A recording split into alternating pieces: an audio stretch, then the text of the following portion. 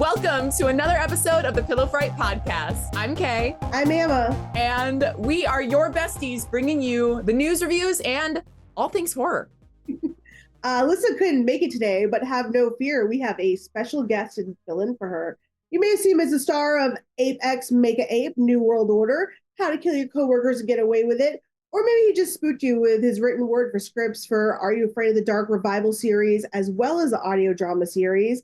He is also the host of the legendary Los Angeles event, Dead Right Horror Trivia. Welcome, Jared Rivet. Oh, thank you for having me. Hey. We'll find out if on this podcast, people can hear us scream. So Jared is going to be helping us bring in the mother of all spaceship slaughter movies, Alien. Very specifically, Alien Romulus, which all three of us had the extreme luck and pleasure of seeing last night at the Egyptian. Thank you to Beyond Fest and American Cinematheque. So at the time of this recording, Alien Romulus is in theaters only. And this episode will be spoiler-free, completely spoiler-free, safe zone for the first half. We will warn you before there's spoilers, even if I have to add a big warning, danger. Go watch the movie in theaters, support this film, and then come back and listen to the second half. Alien Romulus is in theaters August 16th. Now, there's a lot of history for not just the Alien film, not just Alien Romulus, but the Alien franchise and the Egyptian theater where we saw this last night. Right. Someone's a big old nerd, and I feel like they're just like already dying to tell us all about it. I feel like we're just going to be like, Jared, tell us everything. And you guys can beans, disappear and go off and get coffee, get drinks, get lunch. This is Jared Rivet's TED Talk. Yeah. Well, it was funny. Glasses before though, just Yeah. Thank you, nerd. Excuse me. So yeah. No, it was interesting because we at the screening that we went to last night at the Egyptian, we got the special treat. We got to watch Alien before Alien Romulus. They actually ran the first film on 35, and it was the theatrical cut, the 1979 version, not the revised director's cut from the early 2000s. Which, by the way, I'm not a big fan of the director's cut, and neither is Ridley Scott. So the theatrical cut is the way to go. But the theatrical version in 1979 premiered at the Egyptian in 1979. So it was historic on a lot of different levels. And then, of course, we were there to see the brand new film, Alien Romulus. But what was interesting was he told the story, and he kind of got anybody that know Alien is one of those movies where we've digested and reread and rewatched all the documentaries and all the making ofs and all the commentaries. So we all know all the stories. So it was fascinating to hear him kind of Cliff Notes wrong, kind of one of the weirdest parts of the Alien running at the Egyptian. So when Alien premiered at the Egyptian, they had the space jockey, not a recreation of it, but literally the Giger prop, the H.R. Giger prop from the original movie was in the courtyard. Oh, so that, yeah, I know where you're going with this now. Yes. Oh, fuck. Yes, it was the original prop. Now, I know the guy that owns the rest of the props, and I sent you guys a picture of me holding Ripley's space helmet from the end of the film when she's in the shuttle with the alien. So I know where all the rest of the stuff is to this day. And the space jockey is gone. It no longer exists because some sort of crazy Christian, overly religious, zealous dude, someone who was spouting the word, spouting the gospel, thought that the space jockey, which was readily accessible in the courtyard, was demonic, that it was something satanic. I mean, he's not wrong. Nothing scary. No, I mean, it's terrifying. It's terrifying. And I mean, what a major part of that movie when they crawl up through that hole and come up into that big, wide open space with that giant thing sitting there. It is just like, okay, wait a minute. Like we have crossed over into a whole other level. Anyway, religious zealot lit it on fire. And it was not, as Christian said, it was not it was not flame retardant. It was not inflammable. It went up and it's gone. It no longer exists. So that prop was destroyed at some point, I believe either during the premiere or sometime around the actual, initial run of Alien at the Egyptian. That's So yeah, yeah. So that's where that prop is. It's ashes somewhere. Fire So I department read, scoop that thing away. You're like, I have the remnants of it. It counts. And I have this bag right here. Put it in like a little egg urn. Adorable. When I was researching that same story, because when I was in line, for these screenings, you have to get there and you get in line early, whether you were a member or not, because I wanted good seats and you got to get there for that. Mm-hmm. But made friends in line, and he told me the same thing. He said, I don't know if that's before there were gates closing off the Egyptian, or if that's the reason there are gates closing off the Egyptian. When I was researching it online, they said vagrants and committed a violent act and burned it down as an act of arson. They didn't mention the Satan part, which is like the funnest part. Totally. And then Christian said that it was a cigarette. Yeah, someone was smoking next to it and just kind of tossed their butt next to it and lit it up. But that is not I've never heard that as the story. So considering you've seen the rest of the props, I did read from there was like a Reddit thread of people who were like, I was at this event, I was at that opening weekend, and then it burned down from what they said about 5 days later. Okay. And that it was made of styrofoam. Yes. Yes. No, it's a great point, because if you watch any of the behind the scenes stuff, they actually have really thorough kind of documentation of the making of the movie where they shot stuff on the day. And Giger you can watch him carving the styrofoam. Like you can see that it's just turning into, snow, you know what I mean? Styrofoam snow is just going everywhere because he's in there carving. Hands. Yeah, so it definitely was styrofoam. It absolutely was styrofoam. That's true.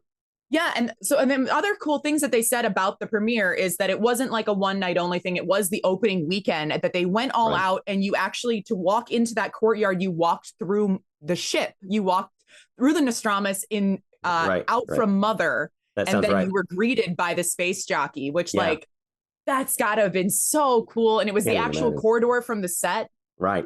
Imagine then when you have it, like Alien wasn't Alien then. It was like just this new movie you're going to see. I'm like, I don't know, I wonder if it would have had the impact, or people were just like, oh, this is kind of cool. Like what's funny is that I remember, so you're coming off of Star Wars, which is why Alien got made. Mm-hmm. Alien was a script that had been floating around. It was called Star Beast, and Dan O'Bannon wrote it, one of the greatest Dan screenwriters. O'Bannon, that man has my heart. Oh my God, just a god, just a god. Wrote that script, and he originally was trying to get Roger Corman to make it, which is really bizarre when you kind of reverse engineer that, because Roger Corman then spent many years making Alien ripoffs, like 5-6 of them, and it's also endlessly. You think about like how it all kind of goes full circle of how like James Cameron was working for Roger Corman, and that's how we met Gale and Hurd. Right. No, it's insane. It's insane. So Dan O'Bannon had been trying to get it made. It got made, but I will say Star Wars was a big thing. So everybody was kind of into sci-fi. Everybody was into space at that point. The Star Trek movie was about to come out, but hadn't come out yet. So like space and sci-fi was like a big thing. And there's that trailer. I don't know if you guys have ever watched the original 1979 trailer, but my God, I mean, it's one of the greatest trailers of all time, but it's fucking terrifying. And I know my dad went to go see Alien when it came out, and I know that trailer was like everybody wanted to go see that movie because of that trailer. Is that the first time we got the like in space, no one can hear you scream? Yep.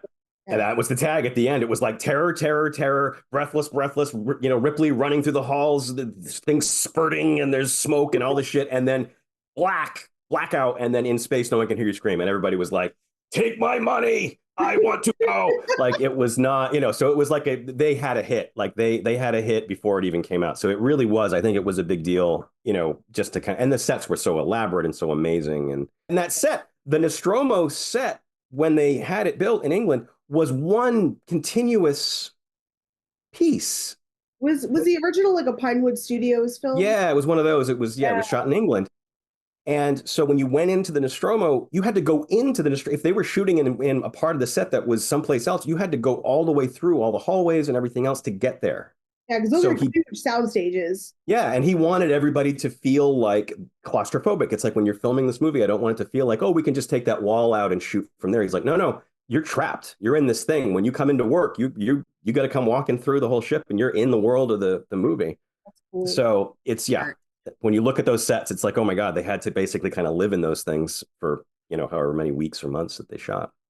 Which I also like when we were lucky enough to get the writer to do a little intro of the new film last night, before Romulus, and talking about not using green screen because he wanted the actors, or how important it is to not use green screen, to have it like, as much as possible, to have the immersive. He's like, you want to be able to see it. I'm obsessed with that quote that they were saying, no green screen in this dojo. Of the movie.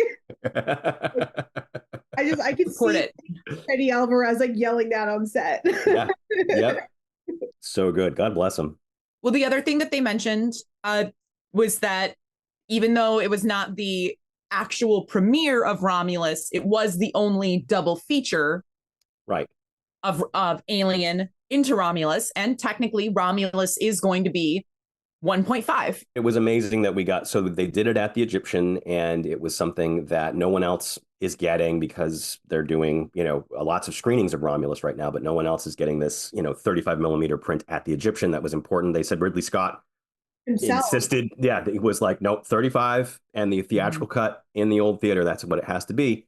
And it was kind of ballsy. I mean, I don't know that if I were, or I mean, we're all kind of filmmakers here. If we were like, hey, I'm going to be doing the sequel to blank. Okay, let's go to the Egyptian for Beyond Fest, where all the fans are going to come, and show the original movie first. I know it's what did Rodo say? Something like, oh, it's like terrified. Like being like a cover band and playing after Rage Against the Machine. Yeah, that's exactly what he said. And like, if you think about something that makes it even more like intimidating / impressive, like this movie was originally made for straight to streaming. It was supposed to go to like Hulu. Right. So they got like a Hulu budget to make this movie, and they're putting it up next to the original Alien. Like they got big dick swinging on this one. I mean, as much as I have been loving streaming movies and the ability of me to watch them in my pajamas, but Prey was absolutely fantastic, and more than I ever expected from that movie. When I had read that it was going to be on Hulu, just like Prey, and then they were like, you know what? No, this has got to be released. I was like, oh, okay, I am in. Because that movie already blew me away. I think Prey helped, but what I've read in a few interviews is that Ridley Scott went to bat for this. It was like, this movie's great. You're dumb to not make enough money, make more money and put it in theaters. Like, it deserves a big screen. But think about like those, like, there's a really incredible, beautiful shots in this movie that were never meant to see a big screen. So I think that we're living in a lucky time just to see when we saw it. Absolutely. All right, so let's get into our spoiler-free reviews or I guess general thoughts of what we thought about the movie. Jared, you can go first. Yeah, I'll go first. I really enjoyed it. I actually thought it was good. I mean, it wasn't great, but it was really good, and I was like glad to see the approach that they took, and also that as it goes, it becomes almost like a greatest hits kind of thing, where they kind of take things from the earlier films and do some interesting things with them, or their own variations on them.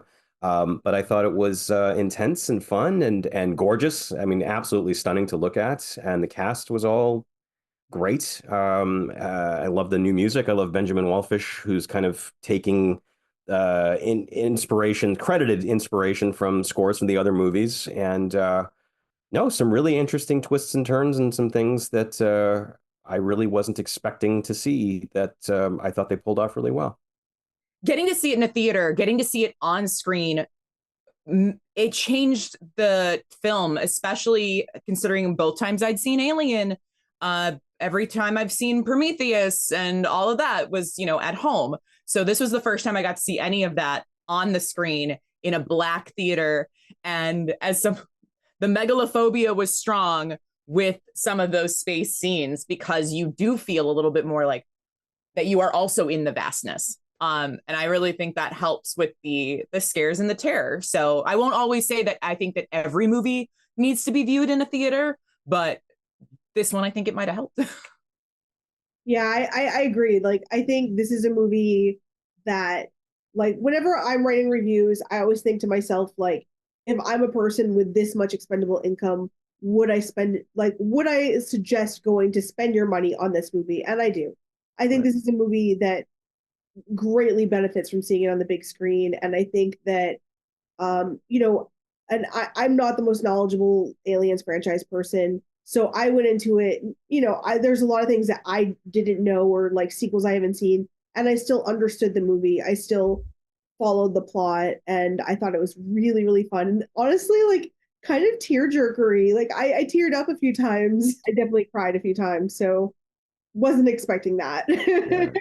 But And I think you were right also to bring up the point about for the folks listening, like, okay, do I need to see all the Alien movies beforehand? And I think that it's helpful. I think that it's helpful. And we had the benefit of watching the first one just before, and I thought that there was definitely kind of a strategy there for us because it really does call back specifically to the first film a lot. Yeah. Mm-hmm. So I'd say maybe watch the first one and then you're safe.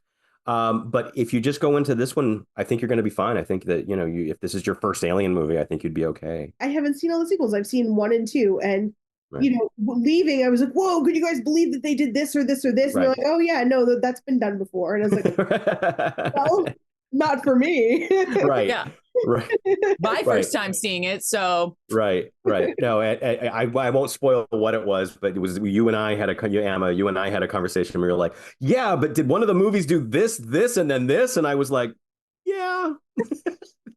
You rattle it off, and it's exactly what they do in one of the other movies, and it's specifically meant to be a callback to that movie, obviously. But it was very funny to kind of see, like, yeah, no, they really did kind of like. So it's on the one hand, but on the other hand, they really do some new things with the mythology and with the aliens themselves that we've never seen before, which was really cool and really interesting. To like, okay, we've got this, part 9 or part 7, or depending on which continuity you're following, and to see them doing new interesting things was great. It was a lot of fun. Well, and even if you haven't seen all of them, the later movies are going to do callbacks to the original. So it's not like, oh, it's all callbacks. It's all been done. If you've never seen any Alien movies and you decide to do, like if there's like a Star Wars machete order, there's going to have to be a new Alien order. Oh, yeah. I don't even know. I don't even know how to prescribe that. I honestly don't. Well, that's your task now, sir. Make the Scott order. But if you just watch, you could watch Alien, Romulus, Aliens, right, and just and then continue on, right. And it wouldn't, the later on times, it'd be like, oh, and now I get that callback. But it's not going to take away from the film if you haven't seen any of the later ons, because I had not seen anything past, I guess, the prequels, the Prometheus prequels, Covenant, and then Alien, and then this, and I still had a great time. This cast, though, we've got to talk about them, because, like, I mean, I'm sure everyone's done other things, but it wasn't like a loaded cast, right? Like, I haven't heard of. They all seem new to me. They were great, though. Yeah. Like, they carried a movie without putting big names in it. You can all learn something from that. And it ups the kind of the fear factor, because because they weren't big stars or big names, it's like, oh, so this, you watch Prometheus and it's like, okay, well, there's Charlize Theron, like she's going to be in the whole movie. Yeah. Or Idris Elba, like, okay, well, he's not going to end up getting offed in the first reel, like he's going to be there for a while. So, but these guys, this, all bets are off. They could go at any minute. You don't know, any of them could die. Any one of them could be Casey Becker. You don't know. Yeah. Well, and getting to hear Roto talk about it, you could tell that this is, I love watching movies that you can tell are passion projects, or that maybe not like a passion project in the sense of like, I've always wanted to do this, but he specifically talked about like seeing Alien as a kid, but having to see it later on because he wasn't in the US, and how much these movies meant. And then when he said bringing Alien back to horror, which is the whole reason that I don't watch any of those other movies, is because it went from, in my opinion, and I know someone's probably gonna, someone somewhere is gonna be pissed about it, but like, Alien is a horror movie, and then after that, it became strictly sci-fi military action films that I have zero interest in watching. And even when I watch two, that was my opinion. It's what turns me off is if it's like if there's too many guns, it takes away from it being a horror movie, and I lose interest because I think that it takes away the stakes of things. And so when he's like, we wanted to bring this movie back to horror, I was like, okay, I'm in for a ride, and I was there. And then he talked about how important the special practical effects were. And I was even more ready for it. And Emma was sitting next to me in the film, and there are parts where I'm going like, yes, like, come on, let's fucking go. Like, Ray, more. And like doing the like tiny claps. So I was like, yes, bodies. What a beautiful body. There were some beautiful corpses, and those are my favorites. Yeah, this is also the other reason I don't watch movies around people, all right? Because I sit there and I'm like, oh yeah, look at that dead body ooze. That's some realistic ooze. He's really into beautiful corpses. I don't know what to tell you. Hey, but I was admiring it too. I mean, they definitely did a great job. The physical stuff in the movie, physical effects, the practical effects in the movie are amazing. So yeah. Other movies that we've watched that are space sci-fi themed, or also, space sci-fi TV shows, they do have to go heavily on CGI, maybe because certain things just don't even exist in our world, but they want to exist in that one. Right. But it's hard because the audience is already suspending disbelief so much. So how much more can they? Yeah. And I'm glad that this movie decided, like, no, we're going to make this horror. We're going to make it real. And we want you to be as scared as they would be. Fide's motto, his mantra was no green screen in this dojo. Seriously, so perfect. I was like smiling ear to ear at that. Just as like I'm like that's a quote that I want to keep in my toolbox. Put it on a pillow. Yeah. Right? Are we ready to get into the meat of this? Are we ready to get into spoilers? Yeah. Sure. All right, guys. So this is your warning. We are entering spoiler territory. If you haven't seen the movie, turn this off.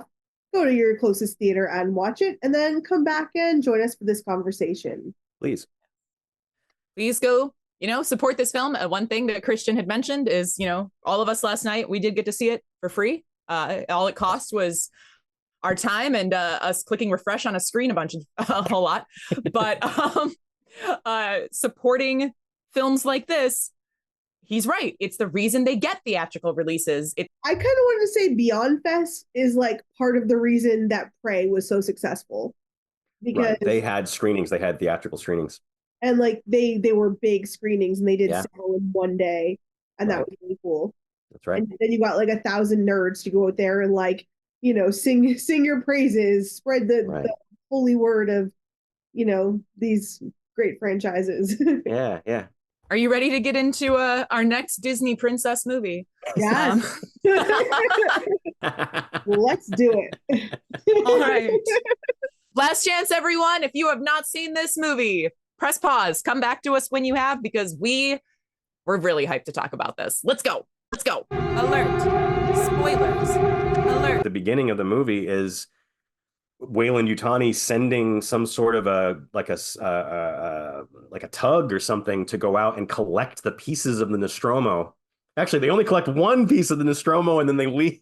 They're like, I want this one specific thing, right. But it is how the movie opens, and they collect the pod, they open it, and as it pulls away, we get to see the exoskeleton, like a fossilized imprint of Alien. You're like, and it's a xenomorph, right. And that a xenomorph may be involved. So I was just going to say that it's interesting because Aliens, the second movie, opens with the escape shuttle from the Nostromo, kind of lost adrift in space. And we find out eventually that it's been 57 years. And so Romulus kind of asks the question, hey, did anything else happen in those 57 years? Or did the entire civilization just get real lucky for 57 whole years? Now, no alien activity. So this has been the issue. This has been the issue with all of the recent movies in the last, and recent, we're talking about like the last 12, 13 years now, whatever it's been since Prometheus. In Alien and in Aliens, it is firmly and specifically established that humankind have not had contact with this species ever. Ash says it, and the crew definitely has never seen anything like this before in the first Alien, Ian Holmes' character, Ash. And then when Ripley is being questioned at the beginning of Aliens, they've saved her, the salvage team has found her. She's brought before this kind of this inquest. They put her in a big room and they've got all the screens and stuff. And there's a Karen in the room who basically says, and you say that there was this alien life form that never been recorded once in all of the surveyed worlds.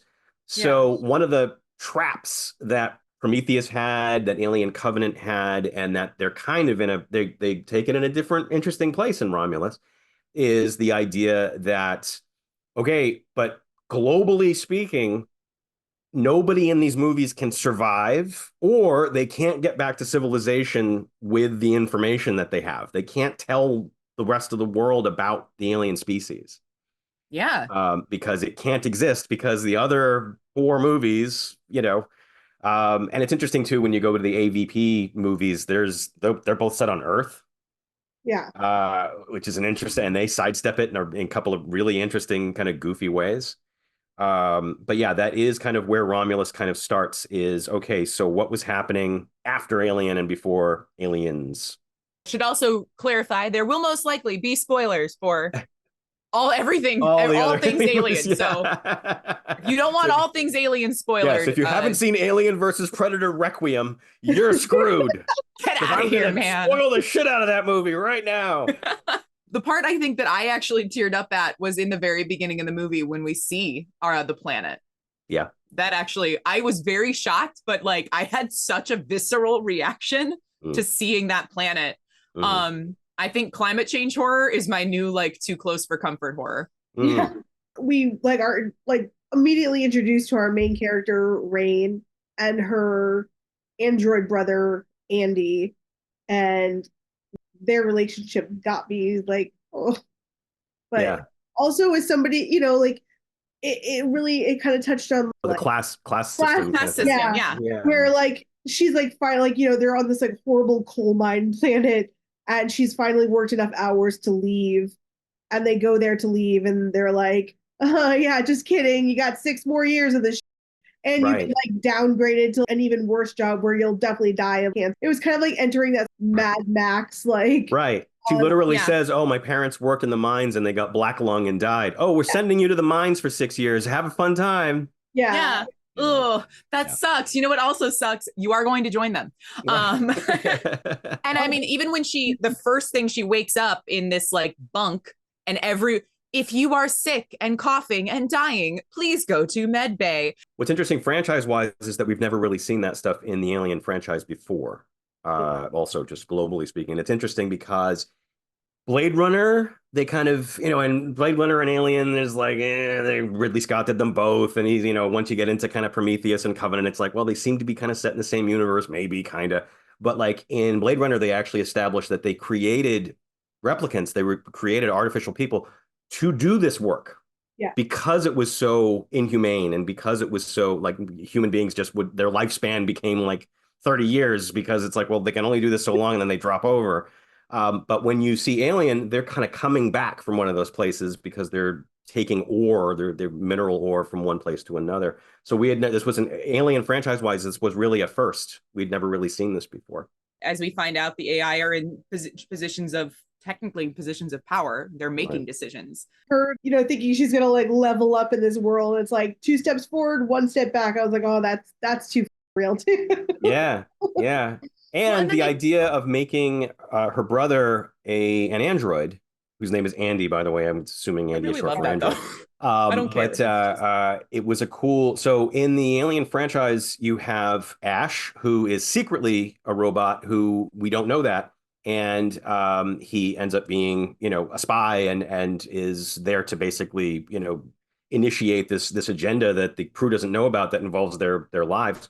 And Ripley, from that point on, becomes anti-android. And when she finds out that Lance Henriksen's character in Aliens, Bishop, is an android, she is immediately prejudiced against him. She doesn't want to have anything to do with him. And he has this arc where he ends up saving her life and saving Newt's life and becoming a hero and sacrifices himself.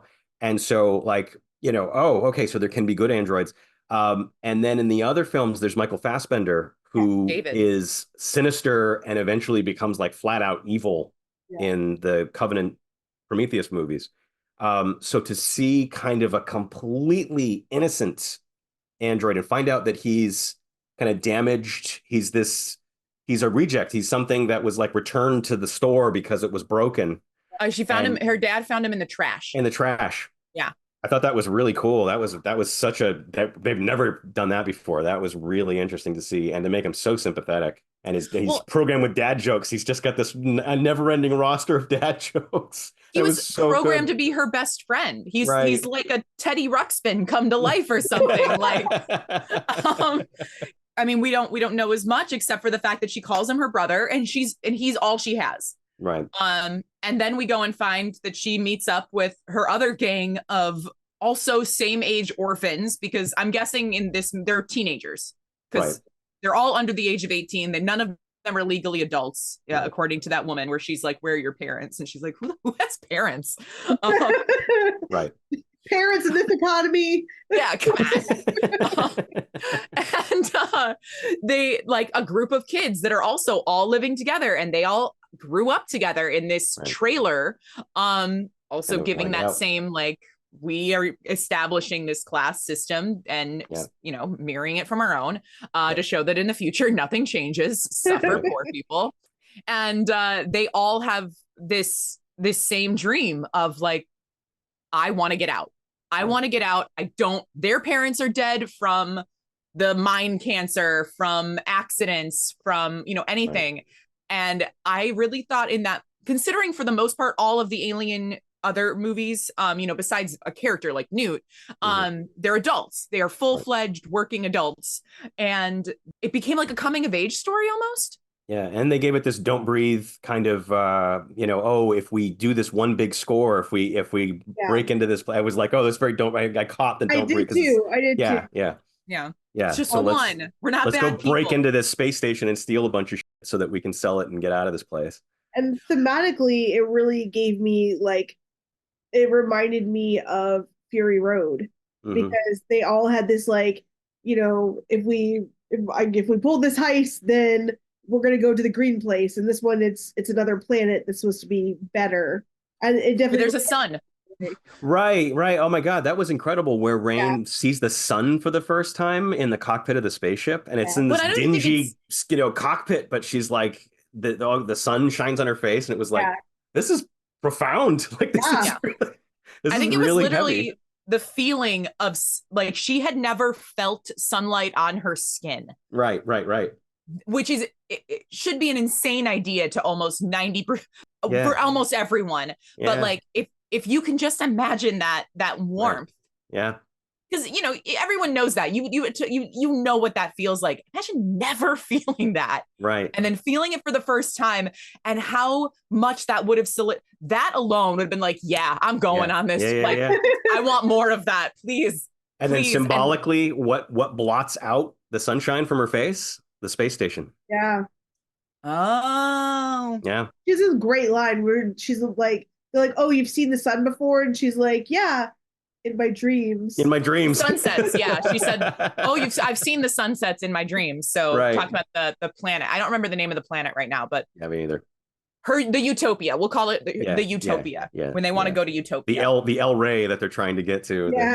Their planet, very importantly, the planet that they're on has Saturn-like rings. Right. Rings that are made of spinning rocks, essentially, danger spinning rocks. Yep. And this spaceship that they're going to go find is, it's floating up there, and they have to, because I was a little confused where I was like, oh, you're going to rob it and sell it for parts. But then they're like, no, we're going to get the sleep pods. Yeah. Right. They have a ship. I guess they've stolen, or they've bought, or they they got a ship. They got this clunky ship, and they realize that there are cryosleep tubes, portable cryosleep tubes on the space station that was abandoned, and that might actually be something that they can use to sleep for 9 years to get to this El Rey planet that they want to get to. When they're going up there, it really solidified it that more of like, these are just teenagers. Like, one of the characters who is like your typical like, this guy sucks, everything sucks, I'm a jerk, and then they're like, he sucks because he's got dead parents. Like, right. Very, it's stereotypical, but it's a trope. It's fine. It's a trope for a reason. He's only he hates androids. He does hate androids. And an android was responsible for his parents' death. Yeah. So he's not just a bully. Right. He's a bully with a reason, but like he's still, it's a little much, bro. Calm it down. There was a smattering of applause when he died. I leaned over to Kate. I was like, I can't wait for this motherfucker to die. If someone sucks, they need to get a good death. Like not aliens. The guy that sucks does not get a good enough death, and that annoyed me. They cut his death. Carter Burke, right? Talking about Paul Reiser, Carter Burke. Yeah, Carter Burke. So interestingly enough, there is a scene cut out of Alien that is what they call the cocoon sequence. And the cocoon sequence, it's in the middle of all that chaos in the third act when Ripley is running around and the self-destruct, and she's trying to get the cat to the shuttle and all that stuff. The movie stopped dead. In the director's cut, they put it back in. The movie stops completely dead because she finds Tom Skerritt in a cocoon, still alive, and begging for her to kill him, which they held on to in the other movies, even though it got deleted. Yeah. And then she also sees Harry Dean Stanton's character, who's almost transformed fully into an egg, which throws off the alien life cycle a lot, because without that scene, it allows Cameron to give us a queen, and that the queen lays the eggs. Yeah. But in Alien, they actually had this asexual lifestyle where the alien could kind of make victims. It would cocoon the victims and turn them into eggs, and the eggs would become facehuggers, and then you'd get more aliens. So in Aliens, there was an equivalent scene also cut out of the movie.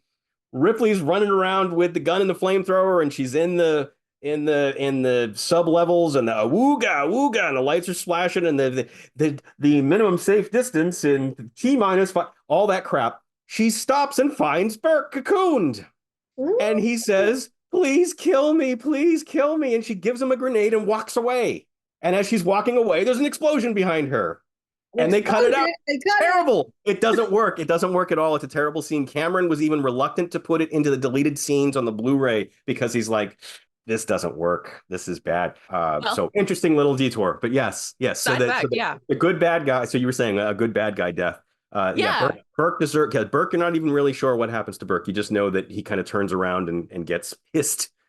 And that's it, But yes, he had a better death on paper, but it didn't play. We're getting these kids being kids. I like the joke with like the cigarette, and he's just around. Like I think it's supposed to also endear us to them, and also make us remember that these are not the military. These are not the people that are working on your ships. These are just kids trying to survive and get better lives for themselves. And I like that they really solidified that in the beginning, because it's not like they were going to be able to do it later on. They wanted to go back from the get, and I think they did. One of my favorite parts, we get an early jump scare, which I love. We see the first dead body, and I was kind of hyped. I was like, look at it. He's kind of gross and all this, but he's not. He is another android. Right. This is going to be a huge controversy. I can already tell. I mean, it already kind of is from people that have seen it, but the idea that they even did this was kind of, it's controversial in and of itself. And if you want to talk about the green screen thing, I think that this actually kind of like betrays that a little bit. This is the first time that we've seen an artificial person, which, by the way, they got that was a line from the new movie. I did like that. It's from Aliens. It's Bishop. Bishop prefers the term artificial person, but Andy uses it in this movie. It's the first time we've seen. I mean, there's Alien 3 gets weird about it, but there's the first time that we've ever seen a model of android that is identical to a previous model. And it's interesting. It's a weird kind of plot thing, because it's like, well, if he's supposed to be an infiltrator, if he's supposed to be someone that you can plant into a crew of people and be completely pass for human, why would you make more than one version of him? Why would you make an identical version? So Rook is Ian Holm from Alien. He's literally Ash, and he's Ash. I mean, he has the same dialogue, the same attitude. Wait, that was the same actor? Well, he's dead, but they Peter Cushinged him a la Rogue One. I thought they did that as an effect to make him look like weird. No, they CG'd somebody motion capture, and they made him. Yeah, so it's supposed to be basically the same guy from Alien. Which do we know the process of how they did did they use AI to create this? Oh, I don't think they used AI to create it. I mean, they had a credit at the end for the likeness of Ian Holm, and then for the actor who did the performance. And the VFX artist who put it together. Put them side by side. Yeah, they had it side by side so that you could kind of see. So I don't think who knows whether they used AI or not? I don't know. I doubt it. I would like to know more about that. But they definitely did mocap, and they definitely did kind of the face replacement, thing where they took his likeness and synthesized his voice. I'm guessing because he sounded just like Ian Holm from the first movie. And it was interesting. Again, it was like showing Alien before. It was like, oh, well, this is interesting because like it really is directly linked to the first movie. Like they've never really done that, I mean, before in the sequel. So it was interesting to kind of like, oh, okay, you're going there. Like that's interesting. Didn't bother me that they used him because technically in Covenant you have David meets David having a David off. Right. And they're both the same. So it's like, well, if they made one brand of AI, I guess they're probably going to use that face. You know what? You're absolutely right. And because I don't talk about Covenant very much. And this reminds, so I aired earlier and it's fine. I wanted to stay in. But David has a twin. David has there's another model of David because in Covenant, there is that second one. And what's funny is I can't remember his name. But they do have that freaky scene where they're trying to play the flute. No, I'll do the fingering. Oh, the piano. Oh, no, the recorder. Yeah. Yeah. But like, I was like, I don't know, if they made a model, they're going to use it more than once. Making a model is expensive. The one thing that completely took me out of it, just from an effects point, because I have no problem with him being in it.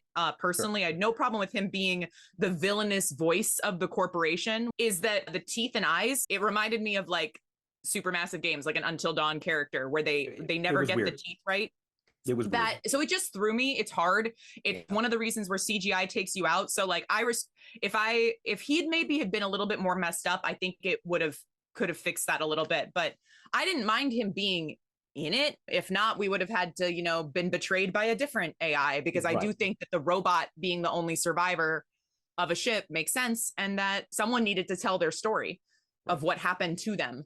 My favorite part after we get our first great jump scare is that we get a straight up horror movie scene with that room. So after we get our fun, we get our jump scare of Rook, he's still an AI, and then we go into a room, and I love this horror movie aspect for me of when they get in the water, because nothing good happens when you are partially submerged. Andy is basically their key on this ship. Like they've invited, backing it up a little, they invite Rain and her brother Andy to go on this heist because they need Andy. Andy can speak to mothers, what they say. And basically his finger acts as a key to get into rooms. Because he's a Weyland-Yutani android. So, yeah. Exactly. And so after they find these cryo tanks they need, they realize they only have 3 years worth of gas in them and they need at least 9. So they find out there's more gas in the ship. And then they enter this room, and I believe it's flooded because there's a pipe burst, and it's a freezer room, and everything is like they're trying to keep it on. By taking the cryo tank out, they set off an alarms, and he did not have enough access to turn off the alarms and unseal the room, which the ship was just doing. It's like, it's a contamination. No, contaminated. I have to shut the doors. And they don't understand that there's a real big reason they got to shut those doors. Right. But we get to see that. And it was, I personally think, having just watched Alien, and you see where he gets to kind of see what's going on in the egg. And now we get the weird sci-fi version with these. Right. Yeah. They're all in these little, the facehuggers. They're like their little ice cubes. Ice cube trays. Like pop them out. Yeah. And then you see the temperature going up, and then all of a sudden you're just like the ripples in the water. Right. But it's interesting because this also introduces, and this is something that the comic books, the Dark Horse comic books, Dark Horse did a whole run of Alien comic books, and they covered this stuff, which was really interesting. It was something that people always wondered about. It was like, okay, well, what would happen? Okay, the company wants the alien. What are they going to do when they have it? Like, what are they? And so this was kind of interesting because it's like, oh, they know about this. Like they have knowledge of this. They're just keeping it completely secret. And they're doing this off world. They're doing it on a space station someplace, but they are clearly doing experiments, trying to replicate them, trying to come up with new things for them, trying to figure out ways to weaponize them. They did this with facehuggers. So the facehuggers are not in eggs in this movie, which was interesting. They're actually clearly have been like bred or taken out of eggs and put into this stasis somehow. I don't really know. But the idea of having a bunch of basically like spiders with scorpion tails in the water is terrifying and great and really suspenseful. Well, and the only way they can figure out how to open the door is to upgrade Andy. And because Rain has she's used to dealing with Andy and all his, we see him glitch in their loving relationship of like, I'm going to fix you. It's fine. It's fine. Right. Like she's just taking, it's her brother who has a medical issue and this is their life. Right. And so she's like, I'm going to upgrade you. It's fine. When she puts that in and it's red and he just instant robot, just like, Oh,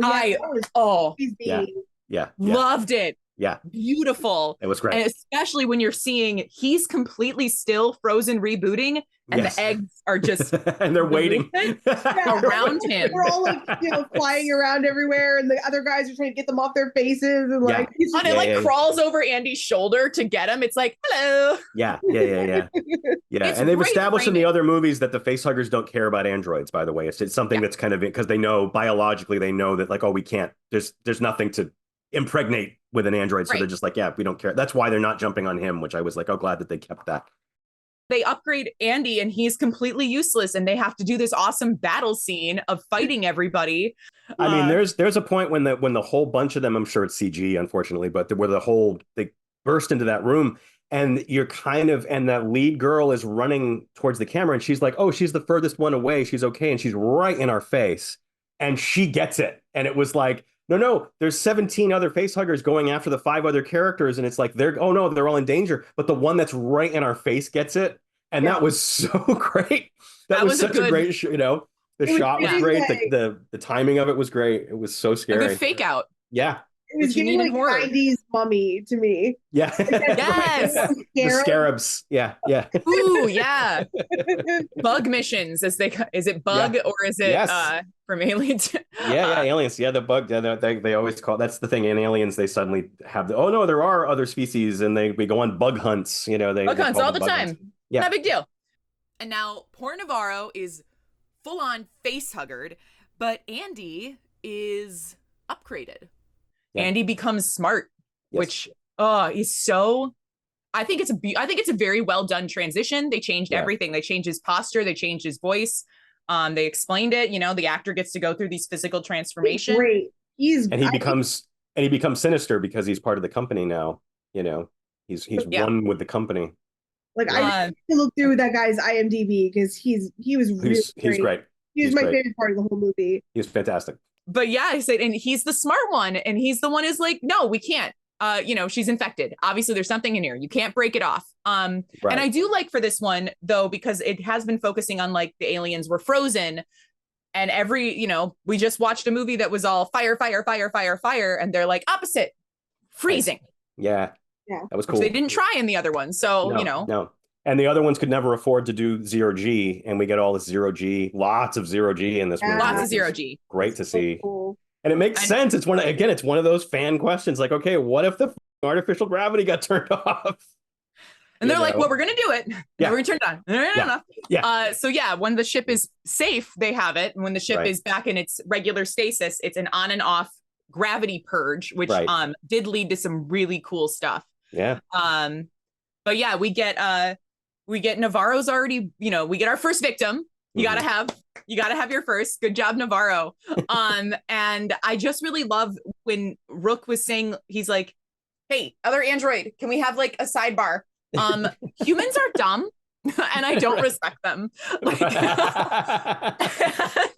they're too emotional and they're gonna screw things up for us. Right. And you have a new objective, a new prime directive. That's what it's called. Rough. So rough. But is he wrong?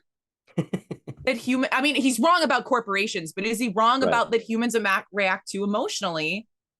and not. I mean, it's the Ash question, you know what I mean? It's right from the first movie on. It's like, because he's like, oh, there's an explanation for this, you know, in the first movie when she finds out that the crew is expendable. And so it's this perpetual thing. It's like, okay, learning about the alien, is learning about where they came from, what is that more important than humanity? Is that more important than, you know, human emotions? Is that more important than human life? And it's, you know, it's the robot question, you know, it's the AI question. Well, and they even post it for the whole reason that Bjorn, which is like the character that no one likes, his parents died because an alien said, or an AI said, that, well, we have to do that. And she's like, well, but 12 lives are more important than 3. Right. Yeah, it was an either or. Yeah. He wasn't making a bad choice. He was just making he made a difficult choice. Yeah. And of course, these come up in the movie, you know, it especially in Alien, where it's like, you're not saving yourself, you're not running away, you're reacting on emotions, you're doing this. Right. And these are kids, and you're not going to think, you know, logically about this. They're going to think about this is my only family I have left, and I gotta do what I gotta do. Right. So when Bjorn and Navarro just take off and say, screw you guys, I'm going home. It's one of those things where, like, I get it. That sucks because it's not going to work out, because I know. But like, what a dick move to just like leave your friends. I mean, he made a choice. He's like, they're saying, I think he knew that they were going to have to leave her. And he's like, I'm going to take her over you guys. Yeah. You know, it's she's my family, because they established they're in a relationship. Right. So yeah, I don't know if they ever define it, but they say that they make it clear that there's something. They're faves. When they do that Chekhov's like X-ray thing, and she brings it back and she scans her body, and you see the chestburster has made its way. Right. Also, by the way, when they get like, you know, find a way to get it off her with like the cryogenic stuff, and as I said, I haven't seen all the sequels. It was really phallic. Like, that thing was in her mouth. Is that all the movies? Like, do they show it like that? Well, not in the first one, but you do get the sense. I mean, we know that it's feeding him, you know, it's feeding him oxygen. So, I mean, the interesting thing about Alien, and this is, there's a documentary, Clark Wolf is in it, and it's a great, Axel Carolyn is in it. It's called Memory, The Origins of Alien. It's a great documentary. It's fantastic. But they really get into the whole psychosexual aspect of it. And, you know, really, John Hurt's character in Alien is basically assaulted and impregnated. And so it's an interesting, but it's about, you know, a male fear of being assaulted. And then you get the Giger stuff where it's very phallic, and the creatures are phallic, and it's like, there's a reason it's got a big phallic looking head with an extra phallus on the inside of its mouth. I mean, these are not subtle things, you know? No. It's interesting that when, like, because, like, you know, and I saw it in shots of this, it definitely looked like some of the facehuggers from the inside looked like they had like a in Aliens, you see it. You see this thing that's in there, you know. Yeah. In the original Alien, when they flip it over and they're dissecting it, it's very, I'm trying to think of a word I can use on a podcast, like lady parts-ish. Vaginal. Yes. It is. It's an oyster. It's an oyster, and they're like shucking it. Yeah. If they had said that they literally used an oyster in there, I think they did. I can't even look at oysters when I eat them sometimes. Like, I'm like, this is delicious, but also right. Pain. Right. No, yeah, there's so gross. a lot of like phallic and vaginal imagery throughout this whole thing. Like when he's like puts the prod in the egg thing. Right.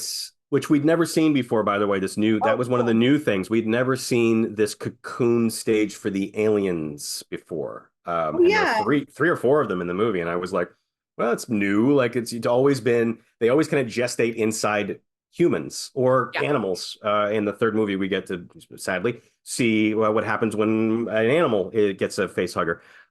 So, you know, it's definitely something that's usually done internally. So this whole, like, it reminded me of Species, actually, but Species, she's got the Syl has this big cocoon that's up in the ceiling.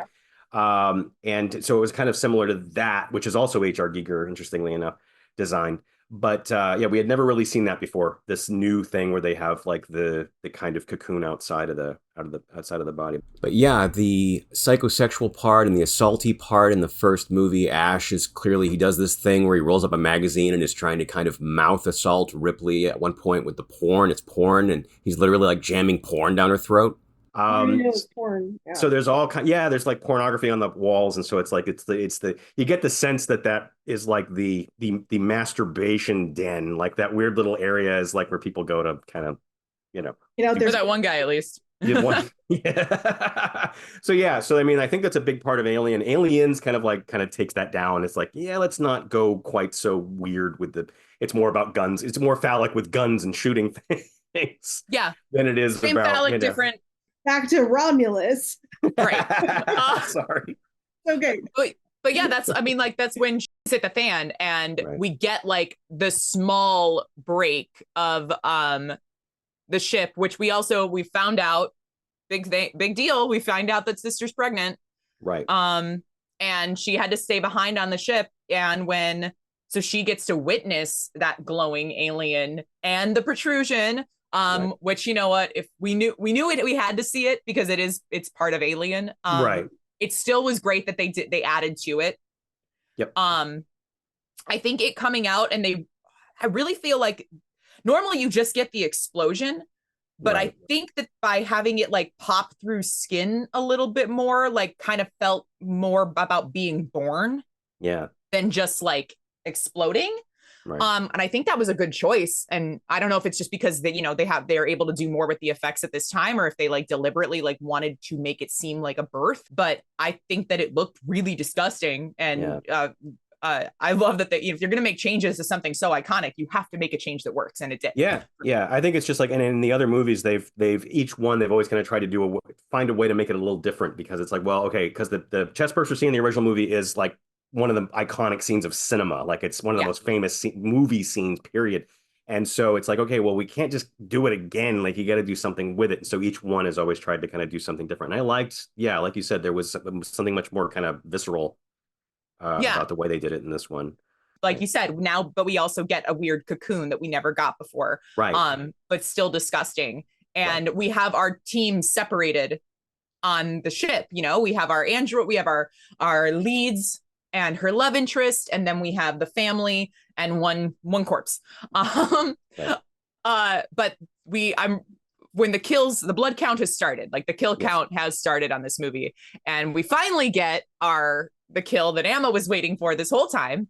If we're going to talk about an acid death, I think that they did a good job, especially like he almost died inadvertently due to acid, because obviously for anyone who knows the franchise, we knew why that hole in the ship was there and why it was so deep. And he almost backed himself into a hole just because he was being an idiot. Right. And had to get saved. And he saves his life. And he saves him. Yeah. Doesn't care. Not for long. Yep. The way that they did the acid looked awesome and disgusting. And you see like the not previously frozen fingers like melting. Yeah. Right.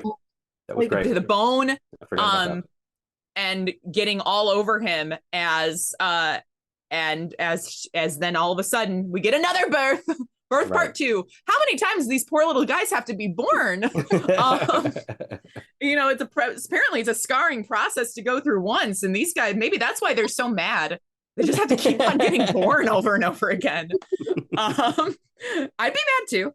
And we get more of that, like, I gotta open the door, I can't open the door, so she can escape and get to the rest of the crew and not be left behind with the corpses. But it's more of that, like, this is a horror movie, let me out while the monster is too busy eating my friend. Right. And I love that. But and then they're reunited, which is great. You gotta have that.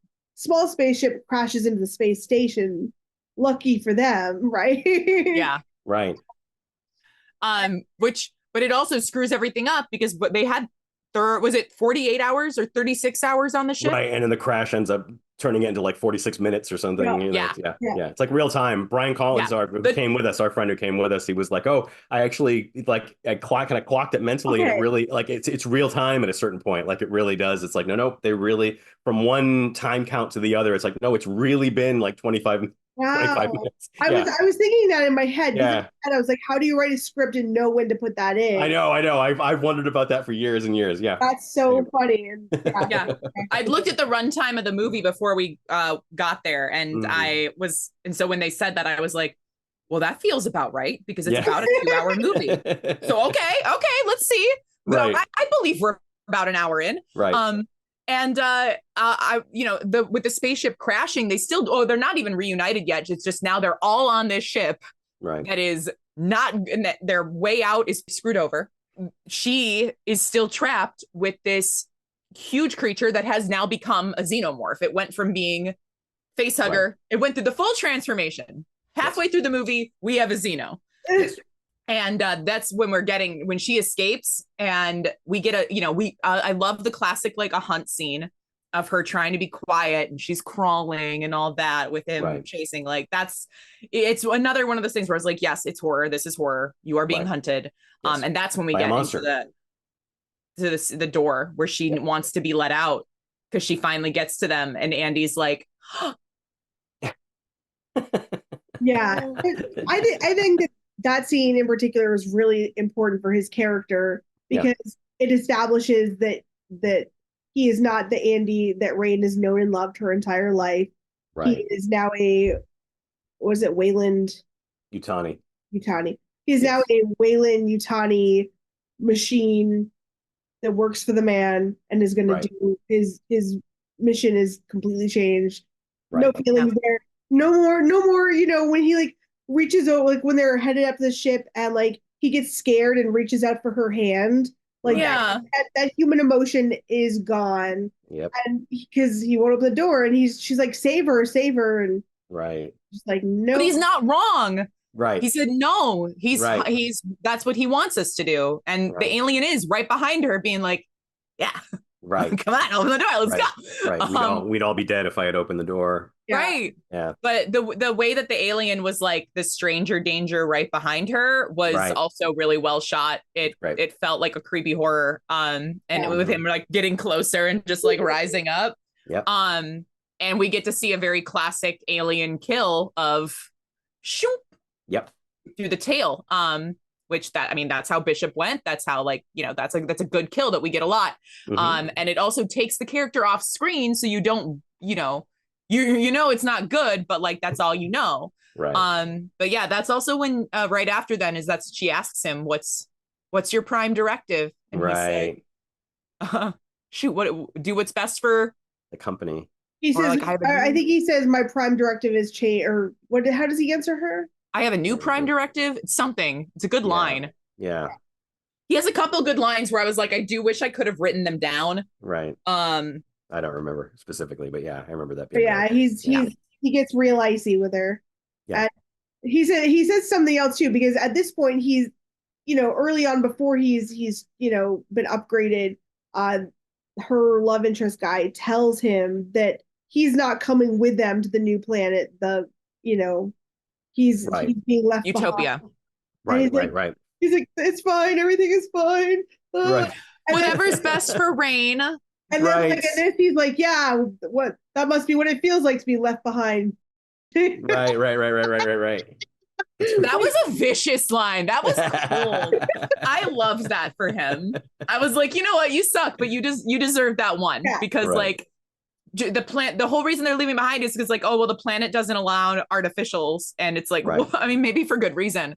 But still she knew, she just didn't have the heart to tell him. But the guy, dead boy that hates him did. And he had to, but also like that he had to find out from the worst person possible instead of finding out from the person who loves him. So like, he's a little bit justified. Okay. Yeah. He can be salty. I don't blame him. Totally. No, I forgive. He's forgiven. But yeah, so now new prime directive, and now all of a sudden he's like, from my friend who's gonna help us out. Right. My evil mastermind half robot of a friend over here. Right. New directive for all of them: escape the frickin' ship. And this is also when we finally get to we get more information on what they were doing, why they needed to go get this alien, and we get this crazy science scene of like everything in the waters and all like right, but it ties into Prometheus and Covenant, which I honestly was not expecting them to do, and I was very surprised by that. And I'm not a fan. I'll just say it. I'm not a fan of Prometheus and Covenant. I don't care for those movies. I was kind of disappointed with them, and I especially didn't like what they kind of did to the alien in terms of its origins and stuff. So I think it's going to be controversial. Again, just like the Ash Rook stuff, I feel like tying it into the origins that Prometheus and Covenant actually established for the alien, rather than the kind of mysterious ancient, thing that the first movie kind of establishes, like, oh, he's fossilized. It's like, okay, he's thousands. This thing in this chair is thousands of years old. These creatures are maybe millions of years old. And then in Prometheus and Covenant, it's like, no, David just kind of created them in a lab 20 years ago. Like, they're not that old. They're not that mysterious. It's like, well, that kind of takes some of the shine off of these creatures. But they really do directly. So it's interesting because the whole outcry about this, there's been a little bit of fan outcry because people love Prometheus and Covenant. There was a little bit of fan outcry about the fact that Ridley Scott was not getting to finish the trilogy, the Prometheus Covenant trilogy, because Covenant has an open ending. Covenant is still not, they still haven't gotten to Alien yet. They still haven't gotten to the first movie yet. And it ends with this kind of question mark, like, okay, well, now what? So what was fascinating was we get an hour plus into Romulus, and they actually, oh no, this is the third movie. This is actually answering those questions. And I was like, wow, okay, well, give them points for tackling that and putting that in there, but they really did. They had the black goo, and they firmly established, they mentioned Prometheus like by name, the ship, because it was the name of the ship in the second movie. So I was really, that kind of threw me in a way that I'm still processing that, to be perfectly honest. If you're going to go in and you're taking a franchise and you're making something that's inserting itself into an already established timeline with already established prequels, they did it more than just callbacks. Like, it is a huge lore, and like, I guess maybe lore isn't the right word, but like, no, but it is totally. Yeah. And so I think that's cool. And I think that there's more, because I don't mind the Covenants and all them. I put them on. Well, like, I'm just like, oh, they're on. Yeah. Cleaning or doing whatever. Like, it's fun, but, I was very shocked. Like you said, I was very shocked that they were going to include it. I expected it to be one of those things where they're like, this is not canon. Right. I did too. But I guess maybe Ridley Scott's involvement, I think mandatory. I think he was very involved with this movie. It seems like it. He's been out there promoting the shit out of it. He was standing there with his arm around Fede at the premiere. I mean, like, he's doing interviews, and so he's definitely involved with this movie heavily. Yeah, and like when the credits rolled and I saw like Ridley Scott's assistant, I was like, right, he was on set. Right. He was heavily. Set. Yep.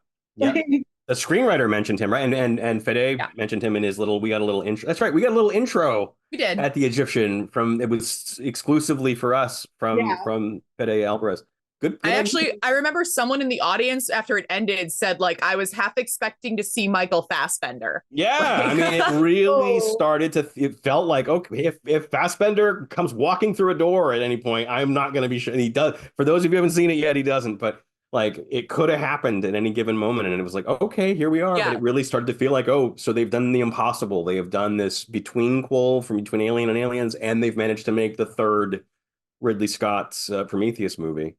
Right, because technically that is all they have to address is everything that has come before. Yeah, and that's 3 movies, and but I think they did a good job. The science, like it is that evil lab. It's that Resident Evil. It's Umbrella Corp. It's we're experimenting with something we know we should not do.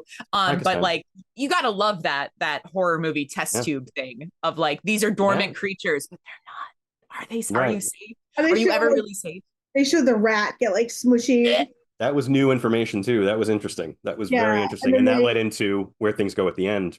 Yeah, well, because they give you the foreshadowing of it when they show the rat's been smushed. Then they show the rat be injected and come back to life. He's gotten the powers from these aliens.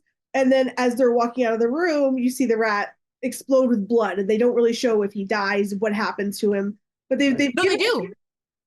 Do they? Because when they walk, when they're leaving, you see the rat. But you don't see if he's dead or if he's... No. Well, okay. So in the video, you show him getting the transport, but as they're exiting, you see this like big black thing that's come out of the cage. And as they start panning back, you see that it's a rat skeleton. Like, you see the skull is the rat, but like the body is mixed with this black, almost xeno. It's like a combo hybrid creature, but it is dead. Right. Either way, they've given us a thing that shows that this doesn't just bring you back to life. Right. Right. We know that if you get injected with this stuff, bad things happen. Right. That's the point I'm trying to make. Yes. Right. But Rook wants it off the ship anyway. Yes. Yeah, he thinks he's created. He's like robot Jesus. Right. He kind of is. Well, which is crazy because then obviously he's been there. He knows it doesn't work. Right. But I don't think I mean, it's they want to keep going. They want to keep studying it. They want to. They've got the stuff. They don't want the stuff to be destroyed. They want it to go someplace else where they can keep doing experiments. So, exactly. Yeah. So they make that deal of like Andy makes the deal for them. Makes the deal of like, so my bestie has decided that you guys can leave if this is on the ship, and if this fun little liquid, danger liquid, is not on the ship, it does not go. Right. If we all get on the ship, great. That's the best for everybody. Which he literally says, like, that's the best for all of us, kind of a thing. And I was like, oh, that's so gross, because it's definitely corporate manipulation. Because the real thing is that, no, sorry, you are expendable, just like Ripley and her crew were, the Nostradamus crew. But yeah, they have a deal, and that's what they're going to do is these final characters are going to get onto the ship. And then on the way back, we get to see more of this, which we didn't, from a cut scene, we didn't get to see this in Alien, but we do see it a lot in Alien 2 of the creature pods, which is, also kind of spidery, of like leaving your prey strung up. Webs, yeah. They're kind of super gross. Gelatinous webs, but they're still kind of cocoon webs nonetheless. Yeah. As they which, and I did, it's a fun part in Aliens, of seeing all the bodies. And I think we also start to get more I think this is where we start to get more of that horror, where they're walking and you're seeing all the corpses, because where's the crew? Why is the only dead body we've seen a robot? Oh, there they are in the ceiling. Yeah, and they've turned part of the ship into their hive again, which is something that we've seen in the other movies that and it's doing it in Alien. We just don't know it because they've cut that scene. But in Aliens, they get to that sub-level, and all of a sudden the whole area is Giger land, it's where it goes from like this crazy expression on her face to then they pan out, and it's like this vast area of right. That was great. That was so cool. That was so cool. But they turned it into Giger land, Giger land. Yeah. It's a good, the use of space and the set choices are good callbacks to the other movie, but not just like in a callback, in establishing a world that we need to be in a part of like either when you see the vastness for the first time, when you see the alien hive and that it doesn't just take over your body, it takes over everything around you, is really awesome. But yeah, I love when we get to see the sister. I think she looked really gross. I love that. She's sweaty. She's not doing great. She's dying. She's losing a lot of blood. And Andy, man, where he's like, you want to inject this? This could make her better. I don't know. This could work. Like, Andy, what the fuck? Right. But yeah, I think that's another good moment where we're like, we have to keep remembering that Andy sucks, and this is not our Andrew is awful, but we miss Andy. Right. Well, just so you all know, the aliens got Jared, and unfortunately, he's not going to be with us the rest of the episode, but we're going to carry on, because that's what you do when you're stuck in space. Yeah. He might make a surprise cameo at the end, so you don't miss him. What if Jared is actually an android, because his knowledge of horror is a little too extensive for a human? Plot twist. Okay. That I would believe that. So all we have to do technically is stab him and see if he bleeds white. Yeah. Okay. Doable. But where we stopped was when they find they have the sister, and they need to go back to the ship. And as soon as they Rain is like, no. Oh, and the sister's name is Kay, which I was like, hi. As soon as they're like, okay, it's fine. We're going to get you to the ship. You're going to be okay. On the other dude. And he was so sweet and cute, too. He was. Ripped to the love interest. That was unfortunate. And part of me is like, why did they break up in the first place? Like, he seems cool. Yeah, actually, I mean, like, were they ever, I don't think they were ever like officially, but they were maybe like those best friends, unrequited love that never really happened. Sister's like, my brothers definitely missed you. Yeah, but I feel like she was just like, I'm too focused on getting out of here. I can't have a relationship that makes me want to stay. Right? Like, Fair. and Fair. you know, that's what they all wanted essentially. But his death was rough. And I don't think he had like a particularly brutal one, but he did have the classic tiny mouth. Yep. So someone's got to go that way. Oh, his face, right? It like his face. Oh, yeah. Why did I forget? It went through his eye. Yeah. All right, never mind. That was gross. He got that. He got that. R.I.P. He'd already been stabbed with the tail, and then he got there was no coming back from that one. He was super, super dead. R.I.P. And then when then they have to, she's like, you're gonna get to the ship. They get to the elevator, they're so close, but Andy has been knocked to the ground, just like in the very beginning of the movie, and he's sitting there malfunctioning on the ground, and she left him to get to, because they had to run, but she can't leave even though he's not Andy. Oh, I know, and it's that theme has been through the whole thing of like her wanting desperately to get off this planet, and she's supposedly going to leave him, but I don't think she ever would have. Like, no. And she called him her brother in the very beginning when she's talking to the woman, like, oh no, it's just me and my brother. Not a robot at all. Yeah, the totally human guy, nothing to look at there. But it's still her best friend, it's still her brother, it's still the only person she has left at this point, besides Kay's. We don't know how close they are. Like, but at this point, like, her and the sister could have totally left and gotten away, and this could have been over. But she sees him laying there, and she's like, "Can't do it." Opens the doors, runs back like an idiot. Yep. Says, Kay, get this to the ship. The ship will let you leave. And she's like, what about you? I'll figure it out. Very classic movie. What about you? Don't worry about me. Got this. Sends Kay off on her own in the elevator. I do love the visual. She hops on the side and then it goes up. She goes down. It's just fun. And goes back for him. And, it's somewhat good. She does go back for him because we do get a really good scene. Yes. Like, we get some crazy shit. Only time where I was okay with the gun. To me, that kind of felt like her going back was like the beginning of, the third act big end finale. Like, yeah. It was like, her final girl moment of now she's going to become the badass. Yeah. She's becoming who she needs to be.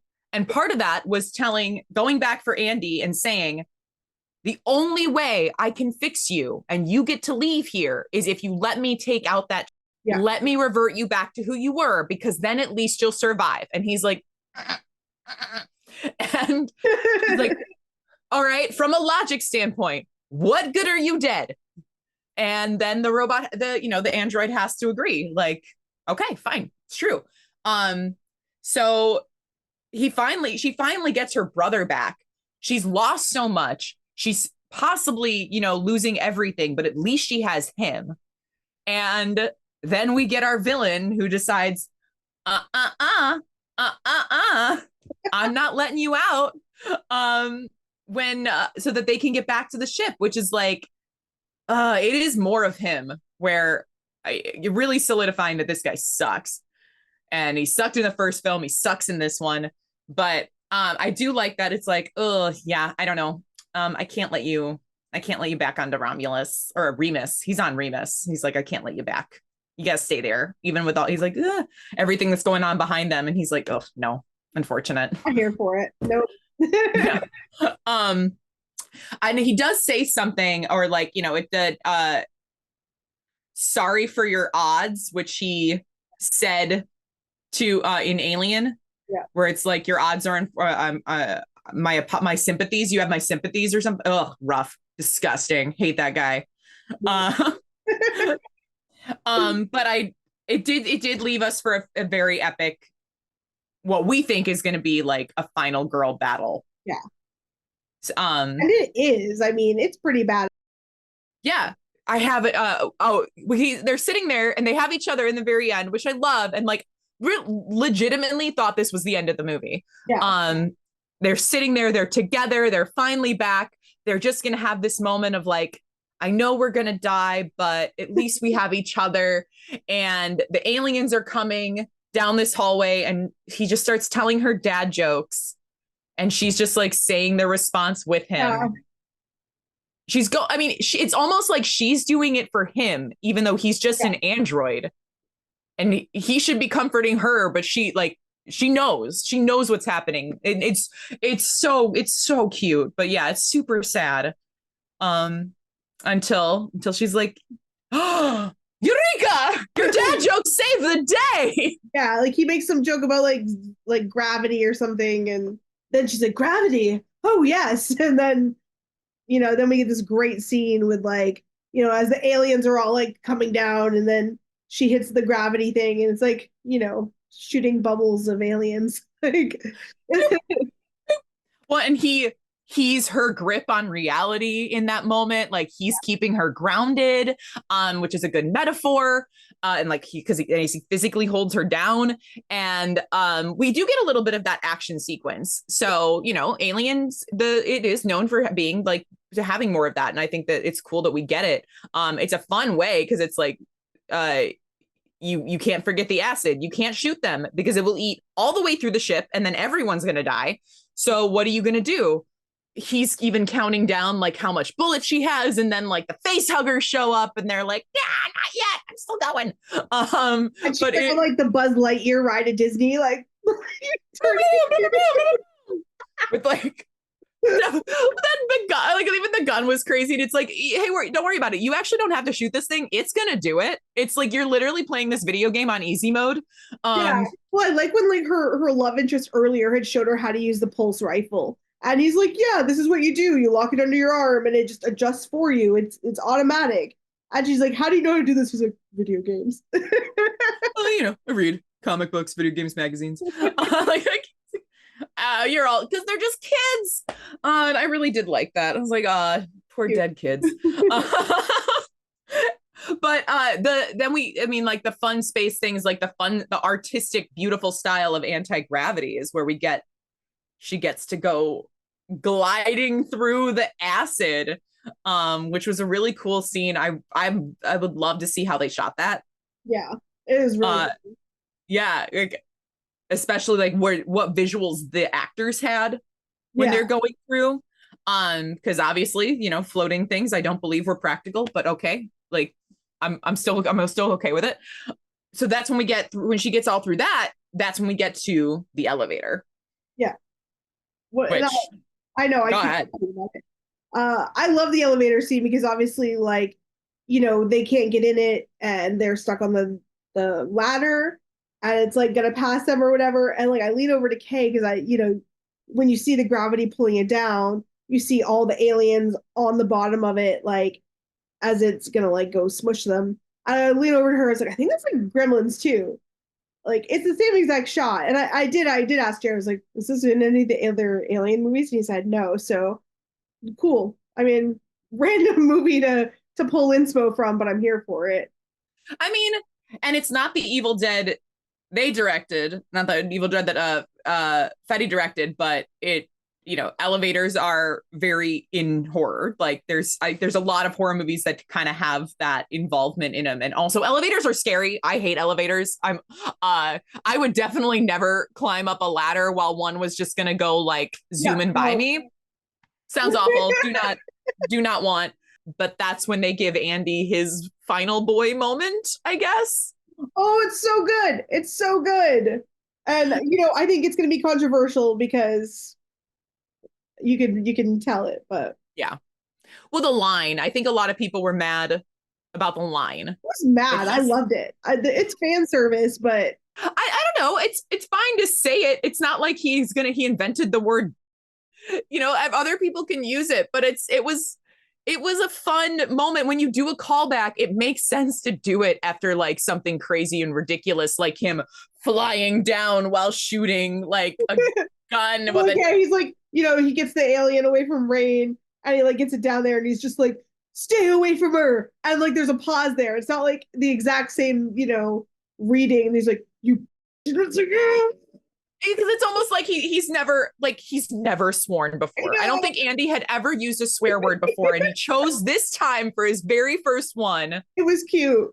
Yeah. It's also, I think this scene is where we get the moment of like the Reebok ad. Like they show her shoes, like she's wearing, similar shoes to Ripley's, which who knew Reebok was going to be making shoes for, generations of the future. Oh, Reebok, invest now in Reebok, because according to the Alien franchise, they will be, they're the ones that are going to survive. Twinkies and also, Reebok. I did notice some Chucks, though. I did notice some high top Chucks. Yes, so I think Ripley doesn't get the Reeboks till Aliens, right? She has Chucks in Alien. Yeah.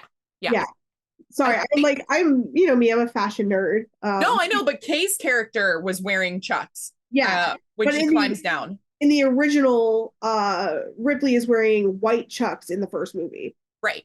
Yeah. So either way, the shoes are apparently very important to the Alien franchise. We get she's like climbing the ladder, and they do this like kind of like advertisement like shot of her Reeboks to show that they are similar to the ones that Ripley wore.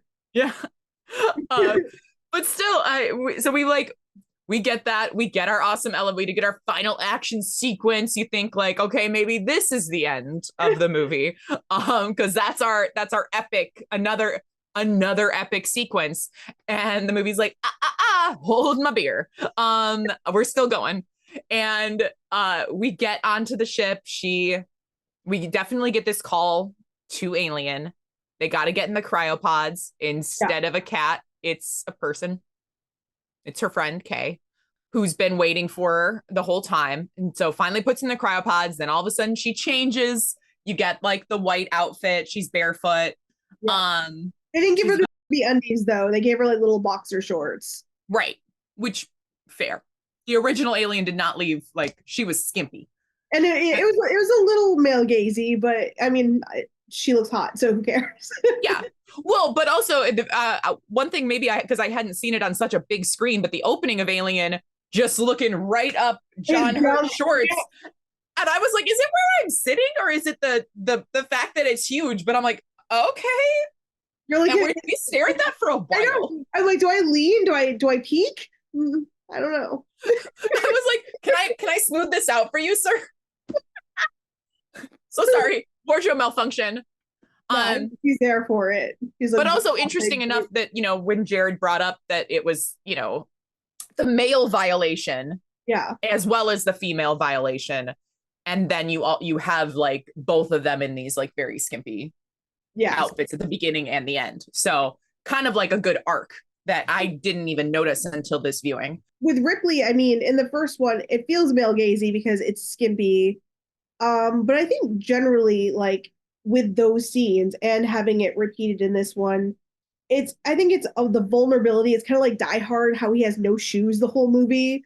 It's like the vulnerability of like not having any gear or any protection from the world and all these elements that are coming at you.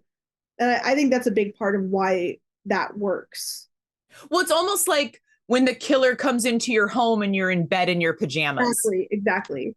You're not ready for fight or flight. You're ready for nap time. We definitely get that in this. She's literally about to go to sleep. And then all of a sudden, alarms. Something's wrong in this cryo thing, which like, we're just waiting because we know this is not done well. Has gotten on the tiny ship. Yep. And they open up. She opens the cryopod, and the friend that she just put in there a hot minute ago, looking all like, I'm going to be fine and heal, is now 9 months pregnant and about to burst, literally. Oh, man. Like, pregnancy stuff, even not in horror movies, is like totally, I have a phobia of childbirth. So that shit, I was sitting there, get me the fuck out. And in the same way that I mentioned that the Facehugger, they actually gave a lot more of the birthing process, which they also did with that alien cocoon where it's coming out and there's like layers. Yeah. That was there. It came out in like an umbilical sac. It gets birthed And then vocal cord. Yeah, she has to rip the cord, and the thing is upset that she does that. And she's like freaking out. She tries to go like freeze it. And then when she comes back, it's gone. It's gone. Like, that was super creepy. The egg sac is there, and she's about to go freeze it. Yeah. And then it starts to peel open, and she sees that it's a freaking baby, a human baby. And she's like, oh, wait, what do I do? In her hesitation, that's when the acid is like, bye. And it drops. Like, that split second of hesitation where she could have just froze it and been done, but she got so freaked out, which is crazy. Also, I probably would have done the same. I don't know what the fuck. I think I would have been like, kill it, just kill it with fire. That is a demon child. Never a good idea. This always ends well. She's never seen a horror movie. They didn't have them on the mining planet. Her going down there, and she's barefoot, and she's following like, by the time she gets down there, it's just the empty husk. Yeah. And she's following, and the footsteps are changing, like, from being like claw things. Yeah. I love that. I think that was fun. That felt very almost like transformation. Yeah. Like, what the f- are we gonna see? They're like leading us up to, like, you don't know. And I didn't know. I wasn't ready. I'm still not ready. Take it back. I don't need to see that again. That was messed up. Like, when they reveal that it's like the alien human hybrid, which looks very similar to, like, if Voldemort turned into an alien. It's very disturbing. The whole audience, like, gasped. A room of 500 people all at the same time, just be like, oh, crazy. It was absolutely bonkers. Someone made that. I don't even remember how the reveal happened because I was so shocked by the reveal. It was like an above, like, it was a little bit backlit, so you could see it was a human form and it was above her, and then it kind of comes more into the light, and then you're just like, whoa, nope. Mm-mm. No, why is this here? I did not ask for him. And, like, apparently absolutely crazy. They did the same thing sort of in Alien 4, but okay. It was like they called it the engineer or something, and but it doesn't look anything like this. Like, this is like is much more human. Yeah, it was like, so I know that no one else is going to, or you're not going to get this. Yeah. And I was like, oh no. And that thing is super, super freaky when that happens. So this thing was terrifying and huge. Yes. And he looked wrong. Like, the body was misshapen. Like, he was like, yeah, it was messed up. So I really want to see what the practical effects look like for him. How much and like, was it a dude? Was it like, what was this? Yeah. So, because he was so freaky. Yeah, and apparently the one in 4 from the photos that I saw, it looks a lot more like Pumpkinhead. Yeah. So this looks like a real, like, a person, but really disfigured and scary. Which is funny because Pumpkinhead was directed by a makeup artist. Oh, Stan Winston did the special effects for Aliens. Oh, so, really? James Cameron's Aliens.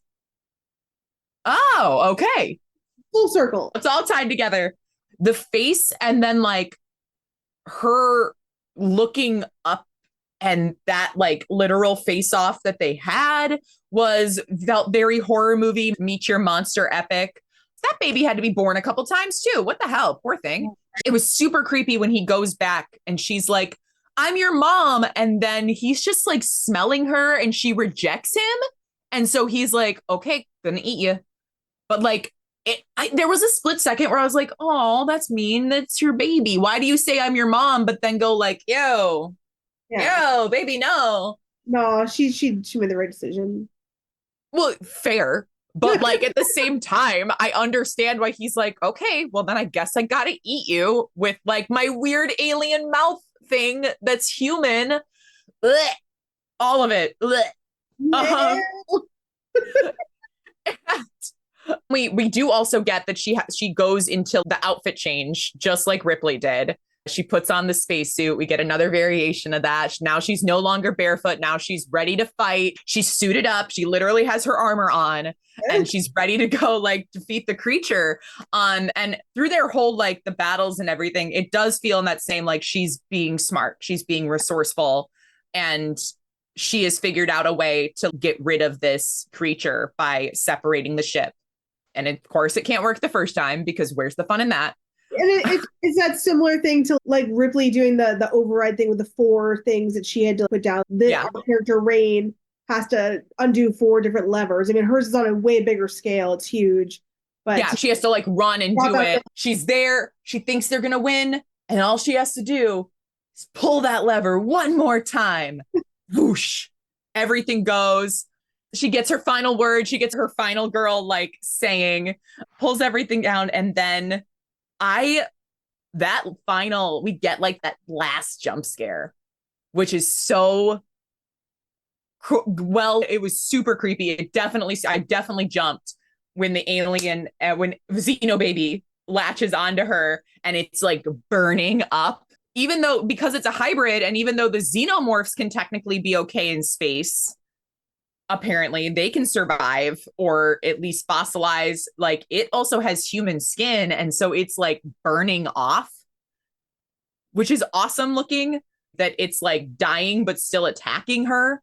I don't know. I really, that last little jump really got me. And I thought it looked really, really cool.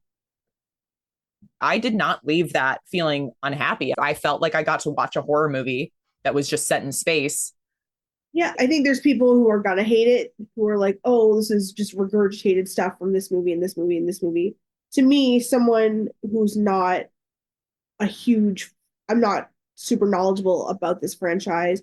To me, it was kind of like a gateway. I was like, okay, now I actually want to watch all these movies. Yeah. As we were talking about it after, I was like, oh, specifically, I know they were saying Resurrection isn't good, but to me, I'm like, I'm very interested in seeing that movie now. That one sounds great. I know that they do get a little actiony from here. I personally, if it's the reason I haven't watched them yet is because it got to be too, I was like, well, they're just action movies. That's not really my vibe. I'm not interested. It's not like I watched it and turned it off or anything. I just never really was something I was interested in because I didn't want to watch an action movie. So I still think that like, all in all, like it was a good film. It's a good franchise. I wish I gave it more credit earlier, but it's fine. I'm here now. No, same. There's only so many movies you can watch in a day, and it's something I never personally seeked out just because I'm not a sci-fi person. But that being said, now I'm definitely more interested in watching the rest of them. And do you think that this is going to continue? Do you think they're going to do more? This is set up for a sequel. I think if they make money, you're going to see Fede Alvarez's team make another movie. Yeah. But what I'm like, considering this was not inspired, this came from the success of Prey, which is a Predator movie. It's in the same universe, but it's not the same monster. Yes. And then you have so much already in this franchise that they're all basically from where we're at right now. We haven't heard of them saying any of it is not canon. It's not like a Michael Myers thing where they're like Resurrection, H2O. But that's the thing, because there are movies in this franchise that Ridley Scott did not stand behind. And because this is his baby, whether he wrote the original or not, he did. I mean, Dan O'Bannon's long gone, but this is Ridley Scott's baby. And he very much supported this. He nurtured it. He helped Fede Alvarez and his team make this movie. I think that all that stands in the way of us getting another one is if it makes money or not. And my prediction is this is going to do very well this weekend. Yeah. Props to them for all of the promoting that they've done. The popcorn buckets we saw at the premiere, someone's popcorn bucket that looked amazing from AMC or Regal. It's funny because I know at one point we did in the news a few months ago that Regal was going to do these popcorn buckets. And at one point we're like, I think one of you guys was like, oh no, it wasn't Regal, it was Cinemark. And then it turns out Cinemark and Regal actually made a very similar, like the full xenomorph head. Well, AMC has one, Regal has one, Cinemark has one. Yes. And then I think there's another one. I think Regal has 3. Regal has the one that's the plastic one. It's a little bit cheaper. They have the one that our friend Chris had last night, which was like the light up. The thing that looks insane. It's great. Yeah, we'll put a picture in. That was really cool. And then I saw our other friend, Matt from Be Kind Rewind. He had the full head one last night. Okay. I think his was the Regal one. Okay. But I know that the other theater chains have also made very similar looking ones. I wouldn't be able to tell them apart. And not only that, but the New York premiere had people in the streets after being attacked by facehuggers, and the facehuggers were pulsating. Like, this wasn't just like a Halloween Town mask. This was legit. That's and amazing.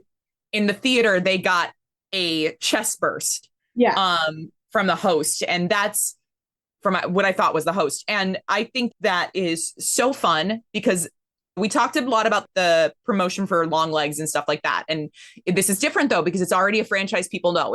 There's no mystery about a new film when everyone already knows. The money from Fox and Disney is a lot bigger than the money from a small company like Neon. Like, Longlegs was homegrown. This is a corporate gargantuan. If you see the photos from the 70s premiere of Alien, where they like transformed a theater, and they've been doing that as well. It's like they are calling back to the original Alien. Yeah, roots. have you seen, I think it's a French theater where they built, like, it's huge. Like, it's a giant xenomorph head down the side of the building. Yeah. Like, oh my God. It looks crazy. We'll definitely put these photos in, but it's the promotion has been great, and because it's an epic.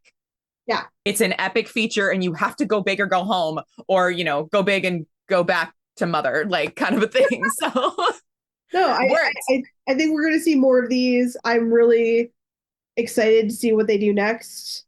I'm not like leaving this like, oh God, I hope I never see an Alien movie again. Like, I'm going again tomorrow. So to see more Alien. Yeah. And I'm gonna go see it again too soon, but I'm really happy that I saw it on a big screen. And I'm glad I had the opportunity to see it on a big screen, because if given the choice, I probably would have just watched it at home. But I think it needs the full experience. It deserves the full experience. And if we want more movies like this, as they said at the screening, at Beyond Fest screening, you gotta spend the money. Worth it. All right. Well, that's our episode on Alien Romulus. Make sure to tune in next week for another segment of Spaceship Slaughter series, where we explore a certain mecha slasher in the cosmos. Our episodes drop every Thursday wherever you get your podcasts. And thank you so much, Jared, for joining us to talk about and geek out about a franchise and bring us a lot of the lore from the real life history of this film as well. Happy to do it. Fill in the blanks for us. Anytime you guys want to have me on to talk about any old franchise, I will talk about it. But I was so thrilled to be here. And anytime you guys want to talk more about Alien, the franchise, the whole franchise, let's do it. Until next time, sweet screams, everybody. And whatever you do, don't fall asleep first.